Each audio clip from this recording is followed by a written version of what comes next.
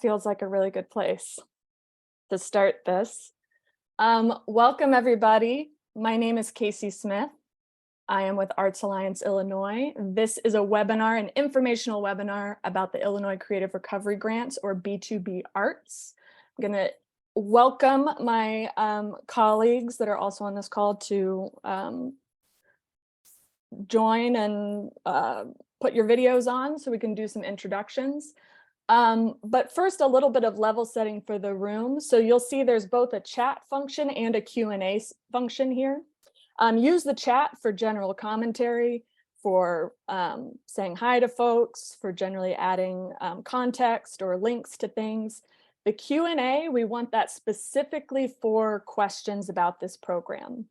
I'm also going to ask, and I know this is really difficult, so if you can't do this, that's okay, to hold on to your questions and see if they get answered in our presentation today. We're also going to be going through some FAQs of questions that we've been hearing from you over the last 2 weeks. And we want to make sure that any new questions or priority questions get answered in that Q&A. So if you can hold on and put your questions in there, kind of halfway through this webinar, that will be great to make sure that we're getting to the questions that are the most pressing, and be sure we will have lots of time for a Q&A here.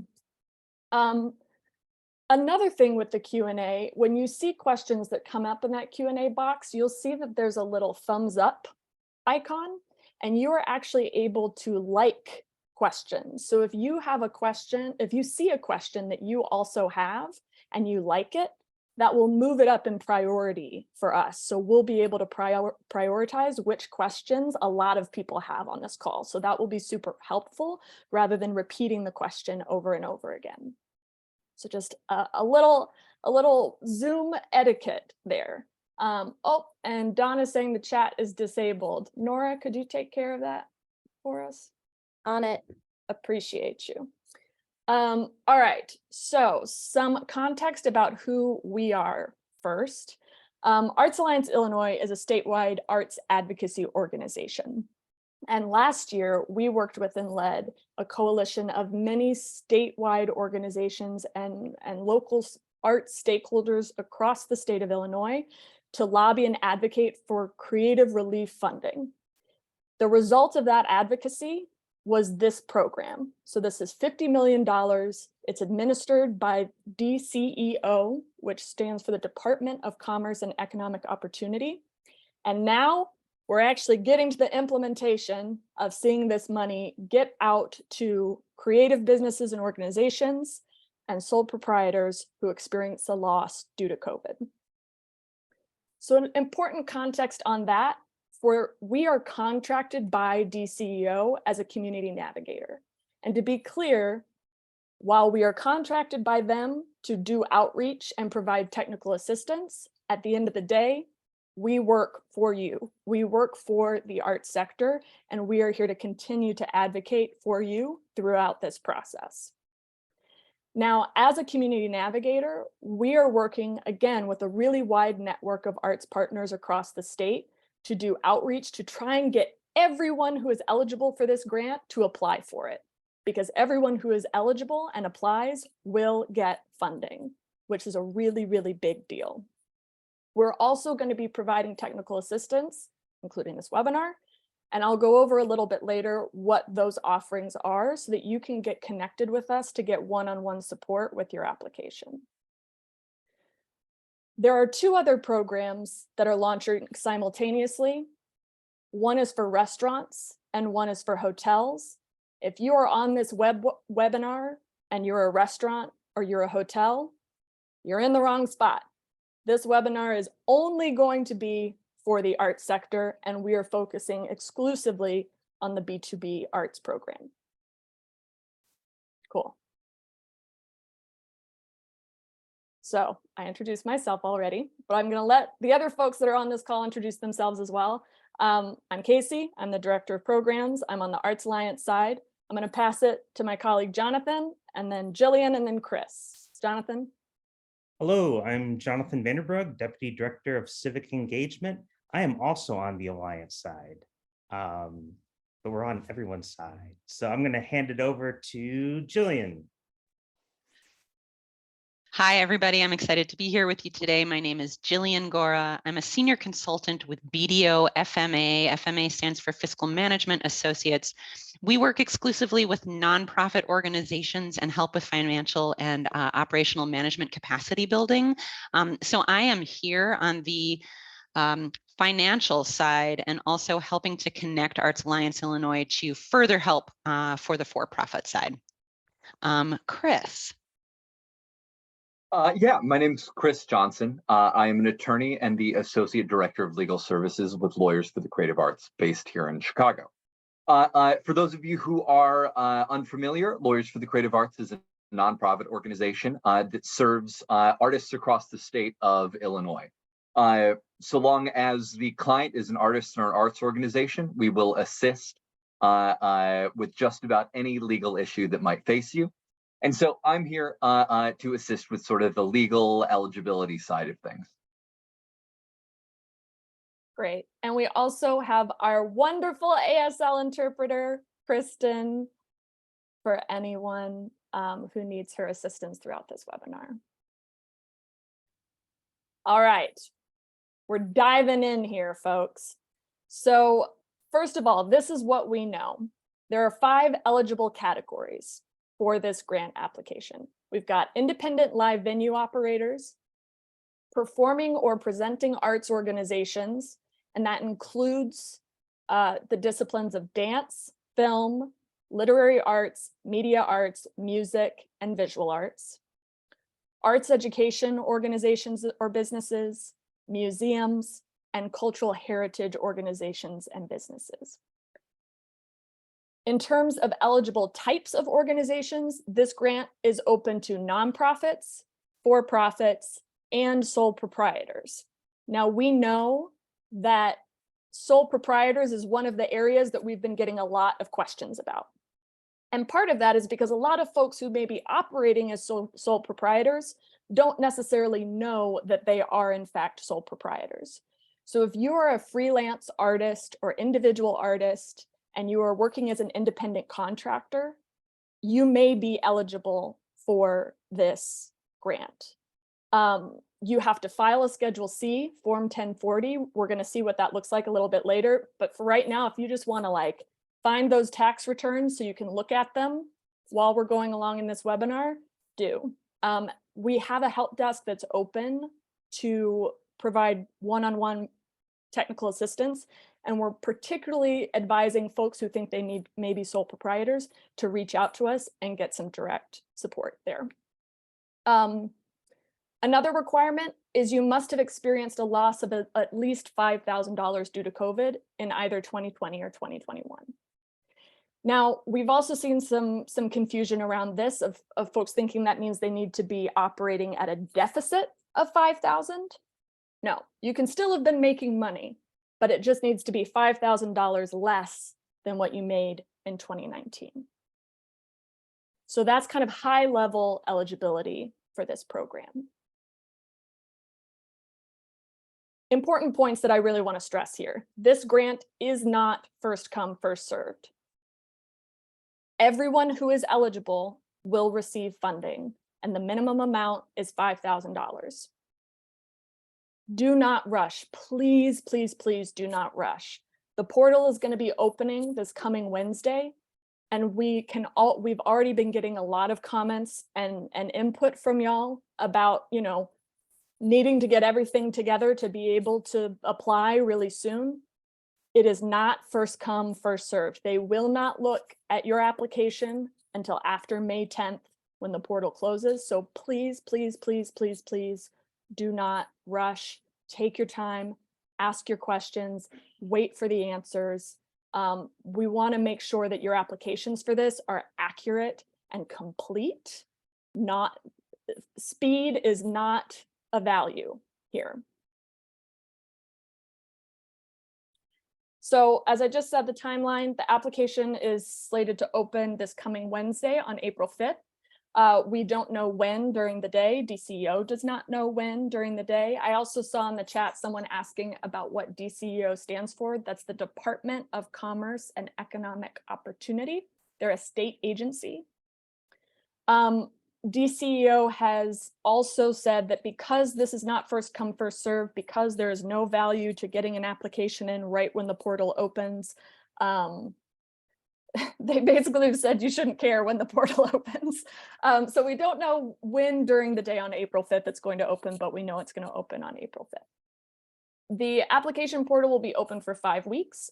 It's going to close on May 10th at 11:59 p.m. That we do know. There will then be an appeals process for rejected applications. So this is folks who are deemed ineligible for whatever reason. We don't know how long that appeals process will take, and DCEO does not know that answer yet either. Some other just additional information about this opportunity. This is general operating support. So you do not need to use these funds for any particular business expense or project. This is not a project grant. The grant amounts are generally going to be between $5,000 and $250,000, with the minimum being $5,000. So even if the program is oversubscribed, meaning we absolutely crush it and we make sure that everybody in the state who is eligible applies for this, and we end up having more than $50 million worth of applicants, DCEO has stated that they're going to keep the minimum grant amount at $5,000. So that number will not go lower. Those grant amounts are also going to be based on your COVID-related losses that you're showing for 2020 or 2021. So how are you showing those losses? This is the required documentation that we know will be on that application. The big thing here is the business taxes, and you're going to need those business taxes for 2019, for 2020, and for 2021. Now this list, this is not, you need to have every single one of these. Each of these tax forms is related to a different type of organization or business. So if one of these forms is what you file, that's the form that's going to be required of you for the application. We have received some questions of, what if I haven't filed my taxes for one of these years? Leave this webinar, call a tax accountant, file your taxes. We know for a fact that showing your tax returns for these 3 years is going to be imperative for this application. File your taxes, very important. Let everyone you know who is thinking about applying for this grant, maybe doesn't know what to do right now, check their taxes, file your taxes. If you haven't, make sure they're accurate if you have.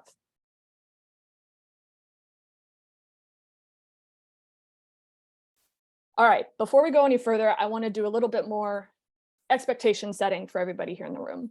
One, we have not yet seen the final application.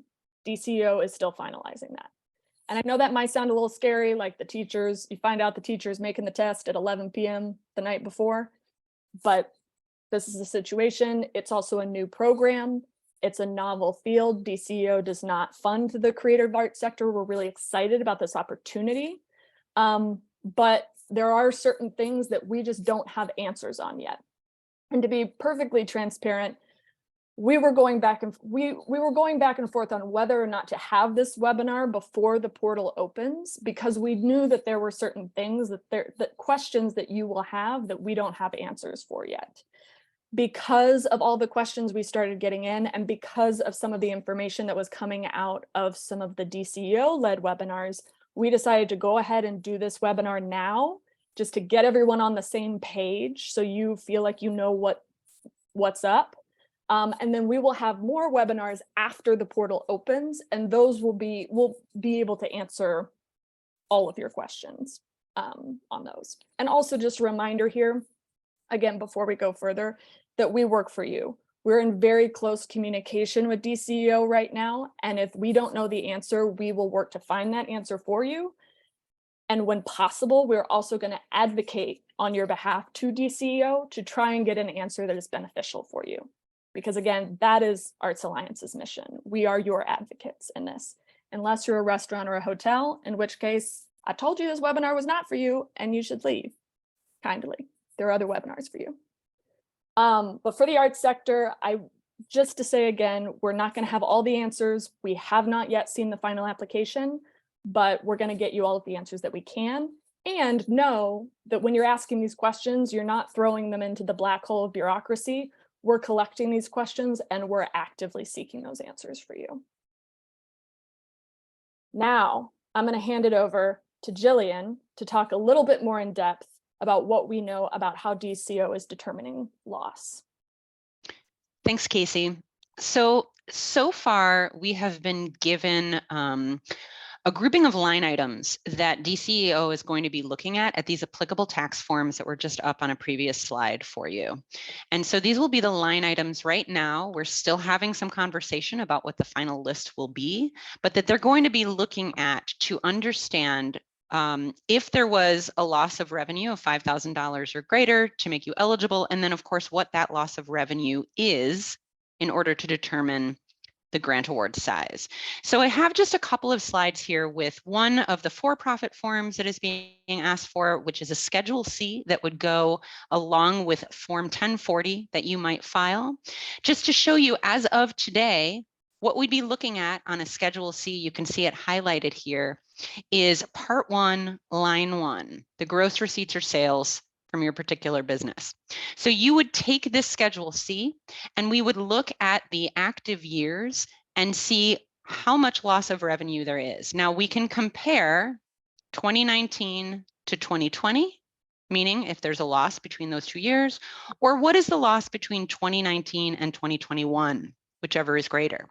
So we'll be looking at that line 1 on this Schedule C as an example. If you could go to the next slide, we'll look at the 990 for nonprofit organizations. Here was a little bit easier because these are public information. So I went and grabbed an organization from New York. Hopefully nobody is on the call, but this is public information to show you in Form 990, the applicable line item that we're looking at right now is line G. And that's really up at the very top of your 990. It's even before your summary section, right? So we can see here 2 different forms where we see and I see this question coming up a lot in the chat in terms of fiscal years that are not on a calendar year. We want to go with your fiscal year end. So you can see here that this organization up at the top has a fiscal year end of June 30. And you can see, just because of the way the tax forms work, they're using the 2018 Form 990, but they're reporting on fiscal year end 2019, right? And so we want to think about it that way. You want to use your fiscal year end regardless of what's at the top of that tax form. Regardless, we can see here that what do I have? New York City Ballet Company had gross receipts of about 140 million for fiscal year end 2019. And then fiscal year end 2020, they had gross receipts of about 124 million. This is a drop in revenue. So this is what we're looking at. If I had 2021 for this organization as well, we could see which particular drop in revenue, if they experienced another drop in revenue. And again, we're talking declines in revenue, not a deficit or not an operating deficit, right? They still could have had an operating surplus, but revenue has declined. If we had that latter tax form available, we could see, is the decline in revenue between 2019 and 2020 greater than a decline in revenue between 2019 and 2021? If so, we want to use that greater decline in revenue and submit those comparable years. That's what we have right now. There are several other tax forms that we can look at depending on the type of your business, but I just wanted to show you right now it really is revenue versus revenue from one year to the next. Jillian, I'm going to ask one question that I'm seeing in the Q&A here. When applying for this grant, is profit and loss or all assets considered when monies are awarded? Yeah, so right now, DCEO is just looking at revenue. So we're not talking about a dip in total assets because remember, you could in fact have an operating surplus in one of these years, which would have potentially raised your assets depending on the other activities that went on at the organization. So we're looking at, and if you go back just one slide, Casey, if you don't mind, to that Schedule C, the name of that schedule is a profit or loss form for a business.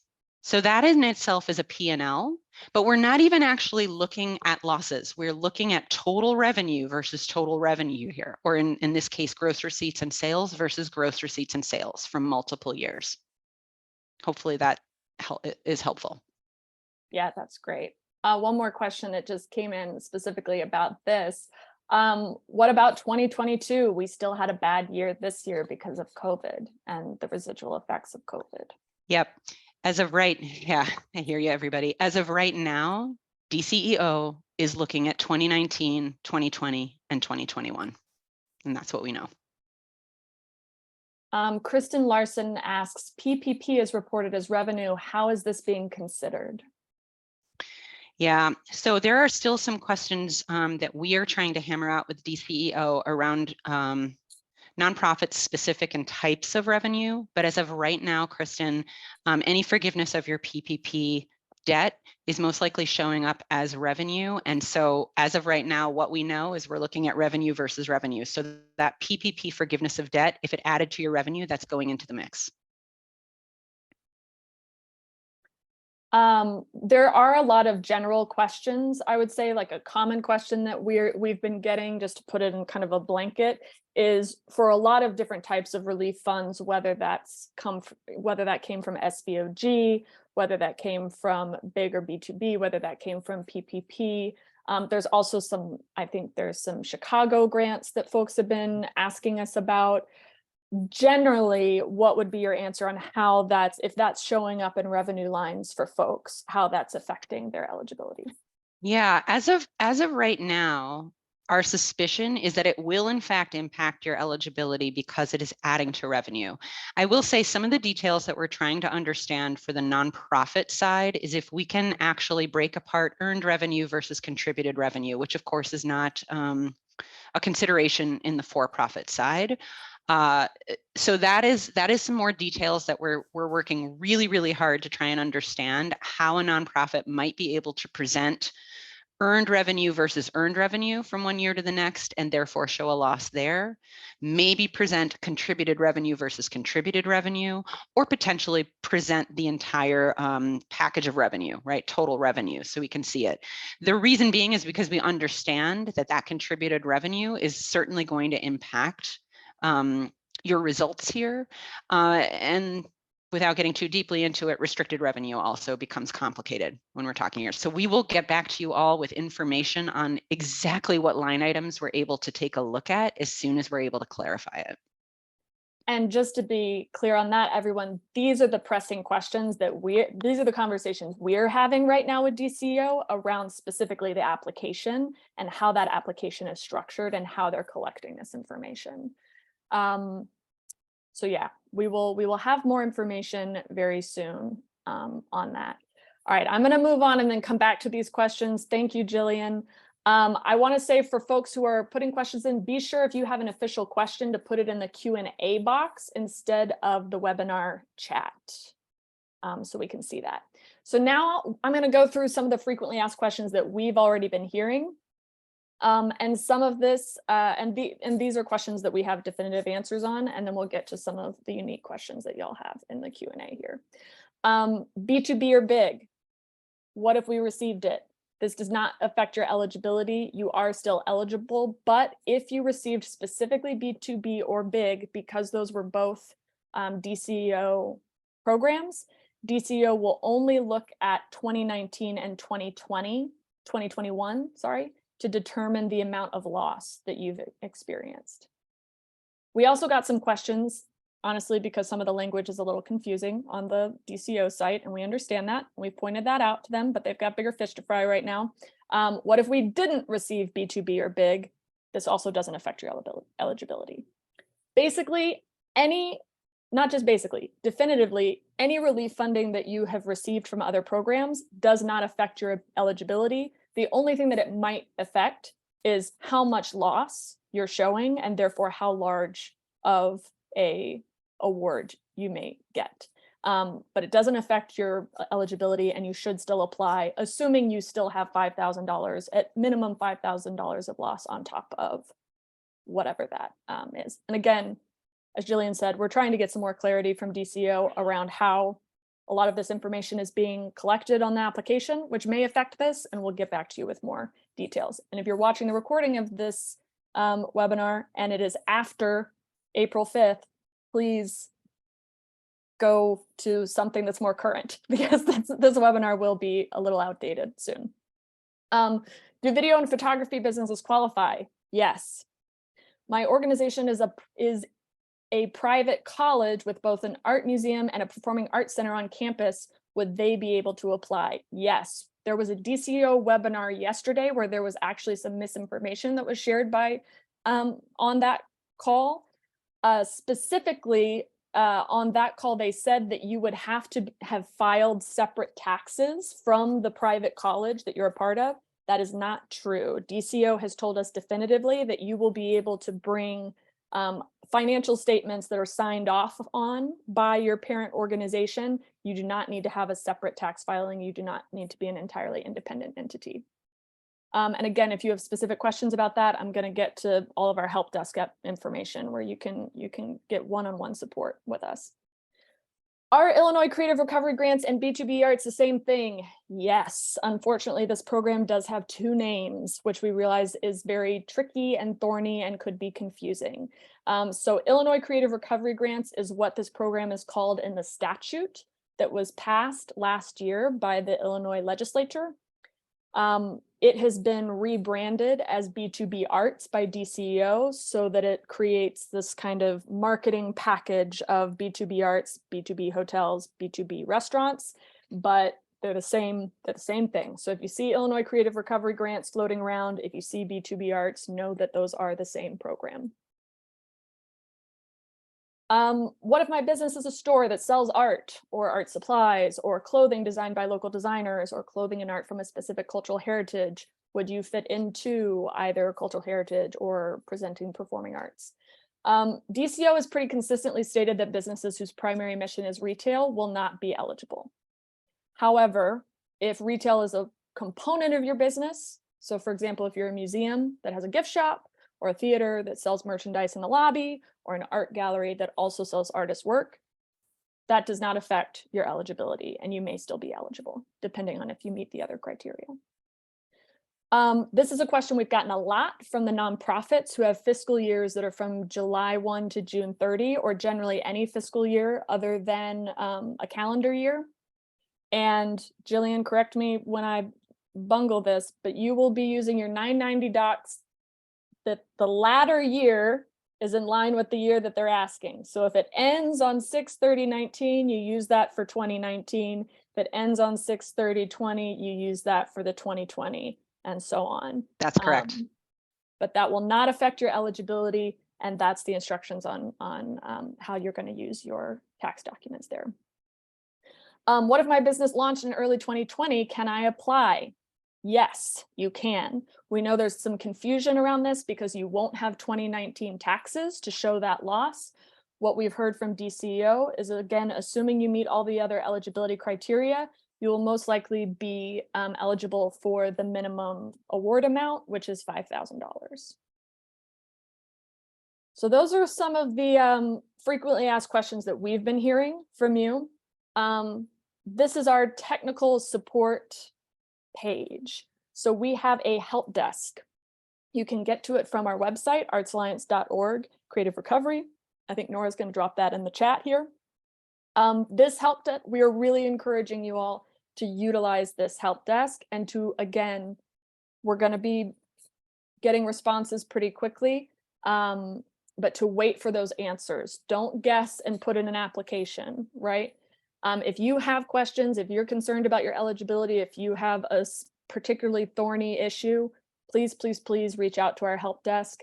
You can get one-on-one support, that's individual answers. And depending on what your situation is, we do have the ability to elevate for you to get direct one-on-one support with Jillian or Chris or one of our team to help walk you through the application. And listen, no issue is too small. If you're struggling with, maybe you only have paper copies of your tax returns and you don't know how to make them, you don't know how to scan them, and you don't have it, reach out to us. We can help you. We can help you make sure that you have everything that you need if you're eligible to be putting in an application for this program. We'll also have some future webinars. As I said, those are going to happen after the portal opens this week because there's a lot of information that we're still waiting on from DCEO. We are planning to do some live application walkthroughs. We'll be doing those both in English and Spanish. And we think because there have been so many questions around sole proprietors, we're probably also going to add a webinar specifically for independent artists to clarify some questions around that.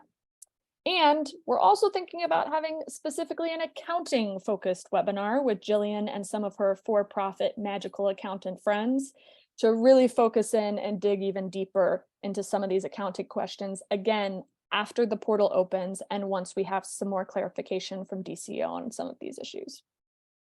And just to say, I think it's probably obvious, DCO is the one that has the final say on this. They have eligibility guidelines and FAQs on their site. We recommend you go check them out, read them thoroughly. If you still have questions, come to us. Come to our help desk, ask us your questions. We have this beautiful little cartoon here, which we feel very strongly in our bones, which is if you think you might be eligible, reach out and ask. Especially for freelance artists. If you're on here and you're a venue or you're a theater and you work with independent contractors, you work with bands, you work with musicians, you work with actors or designers or directors, let them know, because this is a rare moment where they may also be eligible for this money. And that's the group that we really think is least likely to be on DCEO's radar in terms of hearing about this. And this is a really unique opportunity for them potentially to get support and make up for losses that they experienced during 2020 and 2021. So with that, I'm going to leave this up so that you can see it while we get to some of these other questions. Jillian, Chris, and Jonathan, I'm going to go through, and please feel free to just unmute and get in here if you have any contextual information or answers. So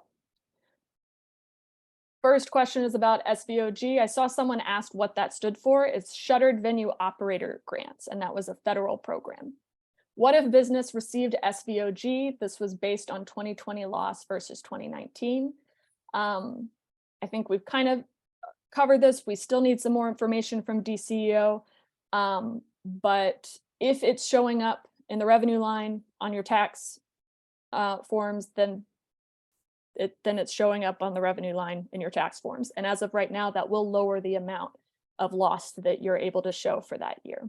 But receiving SVOG in and of itself doesn't make you ineligible.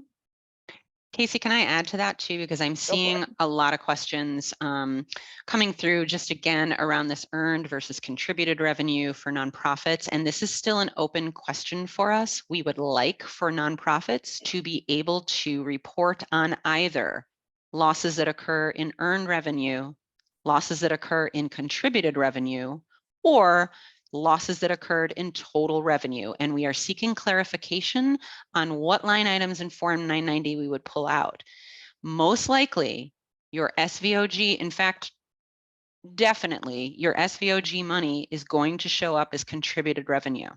So as of right now, if we have to go with total revenue, to Casey's point, it's adding to your revenue, and that's what it is. If we can figure out how to break apart earned and contributed revenue, that would be advantageous for nonprofits, potentially. And I'm seeing this from Jeff in the chat. Are you saying we should only apply for the 1 year, either 2020 or 2021, relative to 2019 with the biggest decrease in total revenue?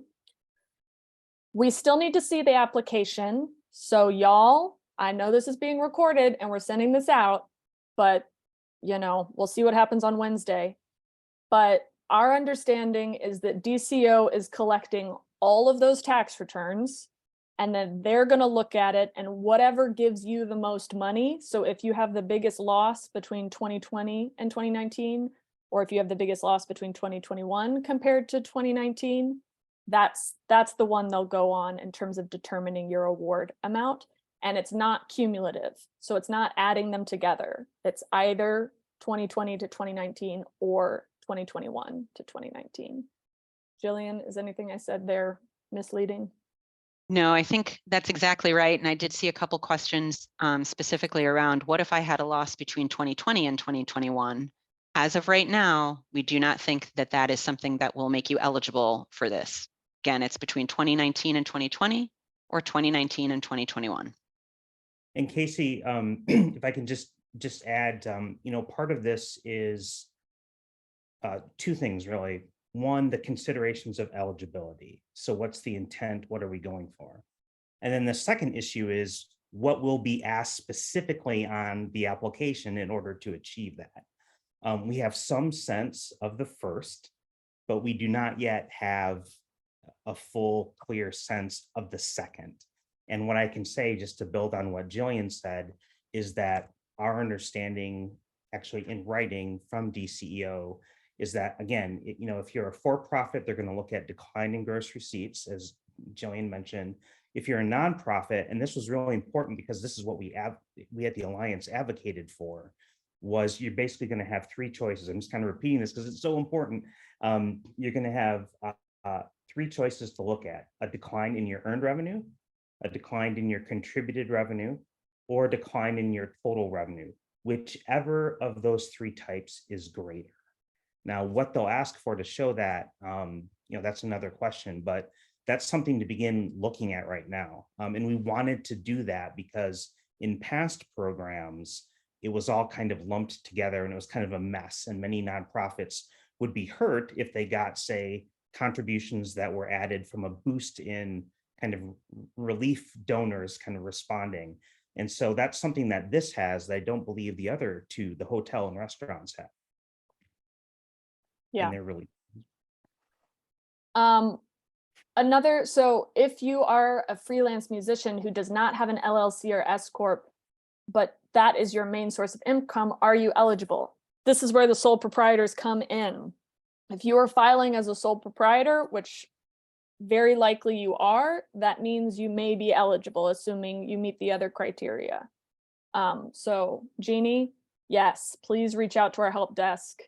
And for everyone on this call, that is exactly the situation that we definitely want to get the word out to folks who are individual musicians, who are actors, who are individual artists, who are designers, who are directors, who are independent contractors working in our sector.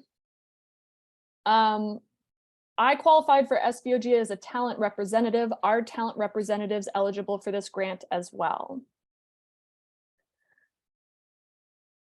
I'm going to have to get back with you on that, and we're going to flag that specific eligibility question for our conversations with DCEO. I, at the moment, don't have the talent to answer that question. I would say. And I need representation. And I need, we are trying to represent you. And no, not to make light of that, because that's a serious question. It's actually a really good question. And just to provide some context, if I can, because a lot of this call is to give you the context and to give you kind of the background and the general framework, because when it comes to the technical items, we're still waiting on DCO for much of that. And those technical webinars and stuff will be coming as soon as we get more answers. But a lot of this is trying to take what was in the statute, which says these are the 5 categories, like independent venue operators, museums, performing or presenting arts organizations. And what's key to all of that in the statute and those definitions is that that is their primary mission.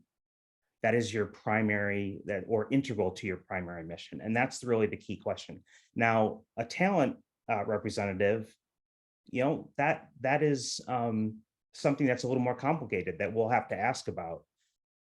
If you are an organization and you happen to provide an arts program like after school, or it's just one of your programs, but it's not at the kind of the core of what you do, you're probably not going to be eligible. We're looking at primary mission or integral to the primary mission.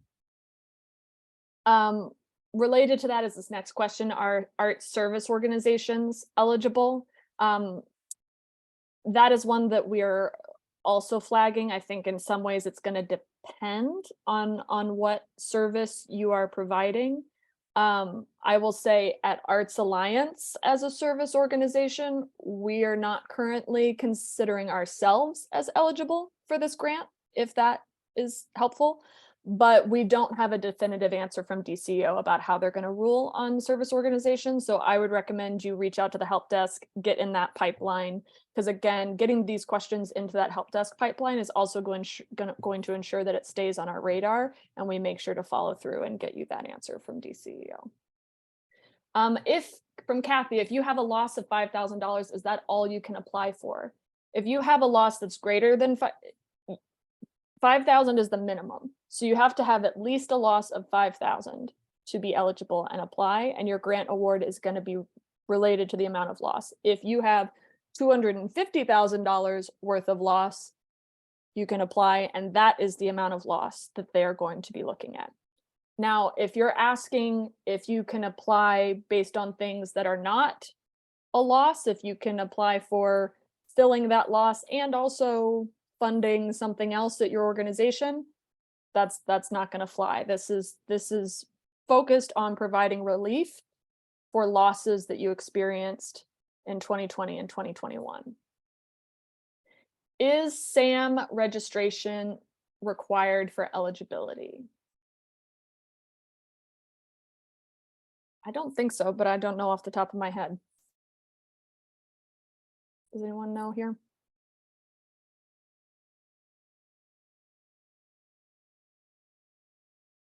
My understanding is no, but I'm not going to lock in on that answer. We can check that with DCEO. Thank you, Henry. I'd be In the surprised. class. So SAM registration is not required. We have a couple other folks, FYI, from our team that are on this webinar that are in the chat. So they're providing some support here, just to really pull back the curtain, and you can see how many people are working on this. We don't believe that SAM registration is required. And in general, for DCO has their general vibe on this. Again, like we'll see once the application comes out, but the general vibe has been GATA is not required, SAM is not required. I think it's generally been trying to make this as easy as possible for folks. Are recent new residents to Illinois eligible? So you had to have been, it depends on how recent, you had to have been operating in Illinois in 2019. Well, you have to be operating in Illinois as of March 12th, 2020. So that is a requirement. We are a small NFP, not-for-profit dance group who relies on other group invitations to make our money. We have never made $5,000 in 1 year. Are we eligible? So unfortunately, you have to have at minimum $5,000 worth of loss in order to be eligible for this grant.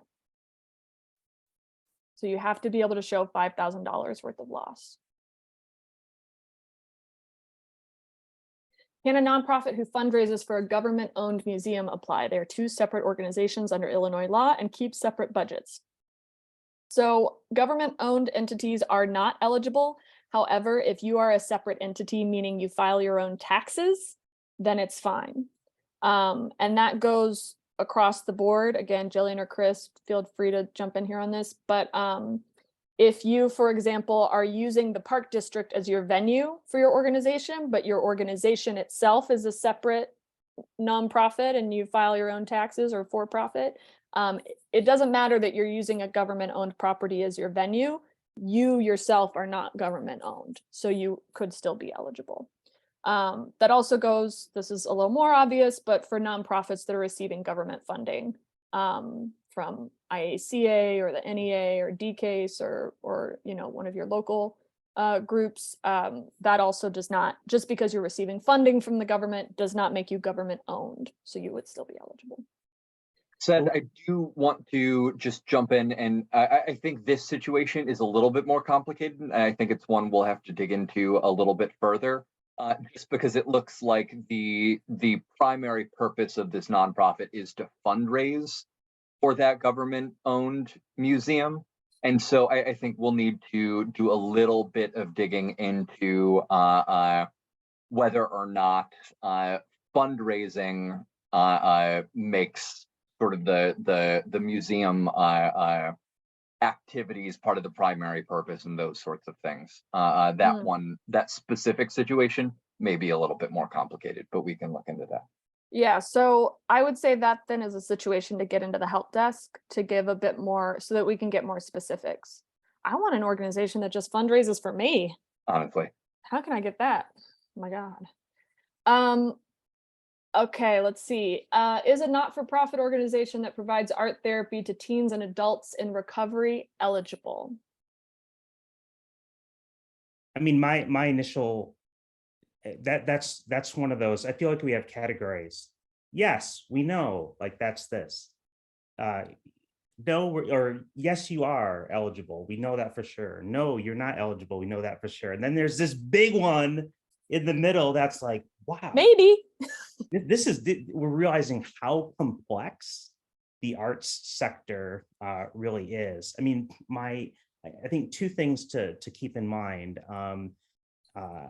at least from the vantage point, certainly of the law and what we've heard from DCO so far, is that I think with a particular category, I think the category that would be closest is performing or presenting arts organizations.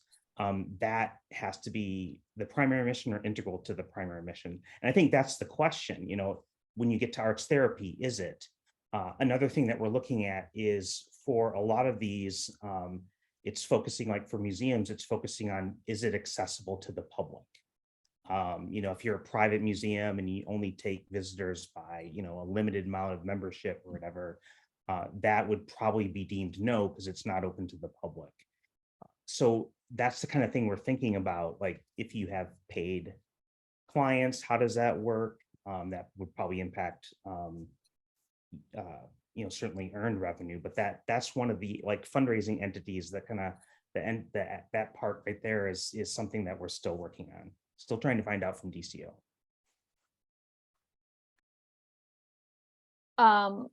There's a lot of questions coming in. I know we're getting to end of time here, so I just want to remind you all that this help desk is a spot to go to.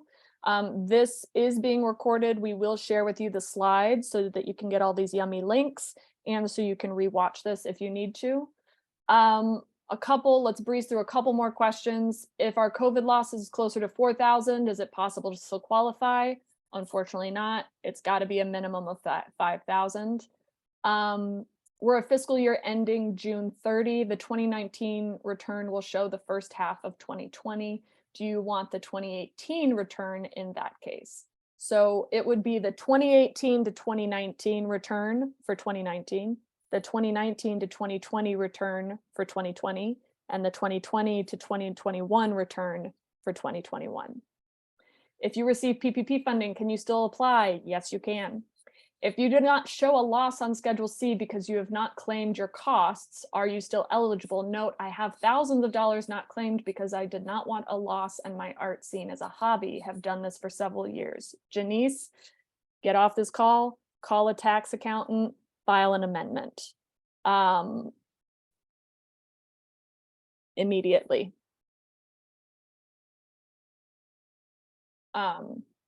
We fundraise for a public art high school's arts activities and are registered as a 501c3. All academic activities are funded by the district, but all arts activities are funded through private contributions, individual foundation or corporation. Are we eligible?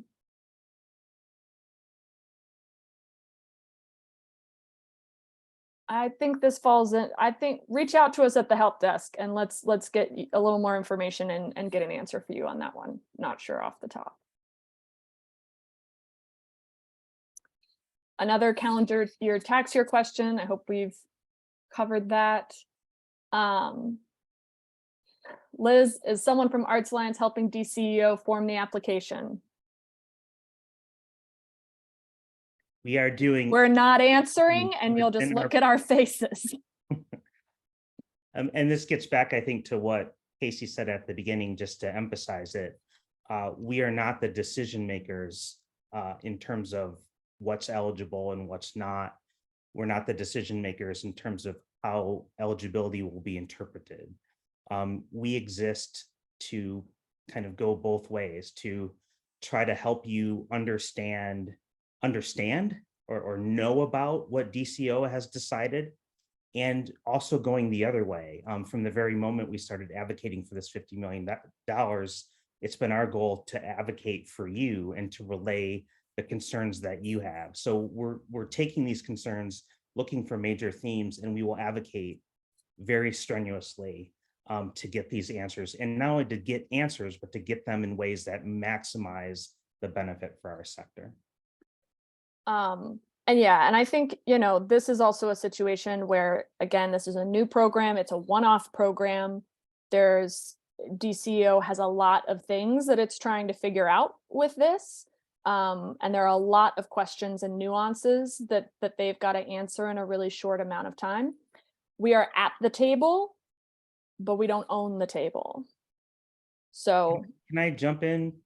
yeah, I will jump on the table in order to answer this question, because it's a really an interesting one. I think it was brought up a little bit earlier, but I do really want to emphasize it.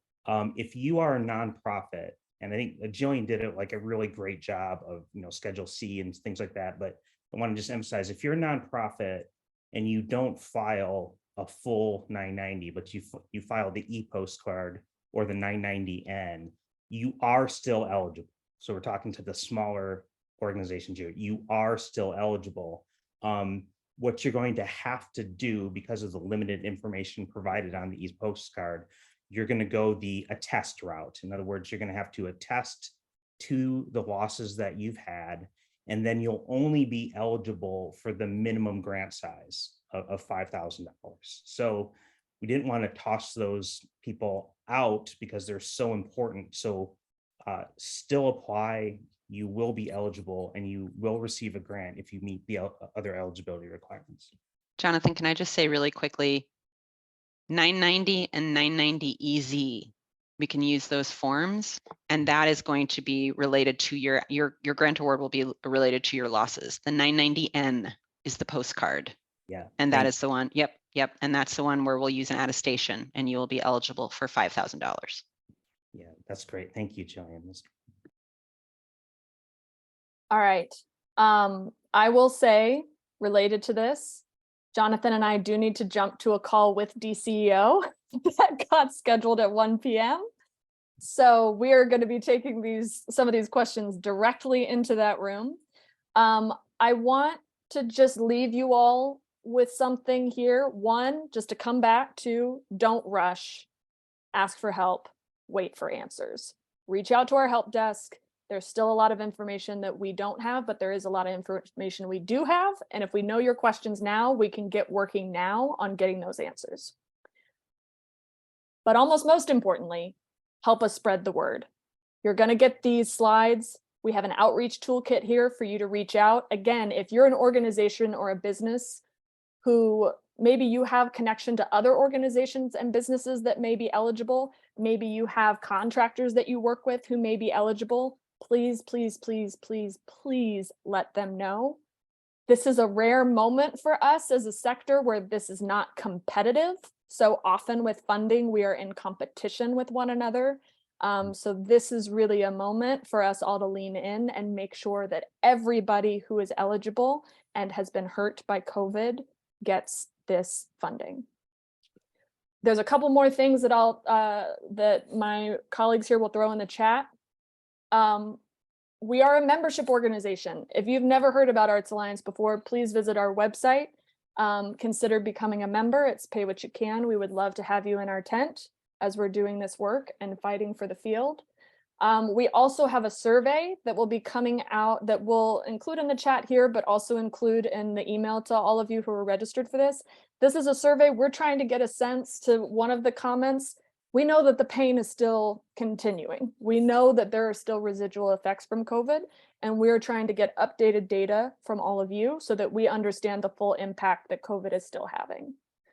So be sure to check out that survey. And again, our help desk is open.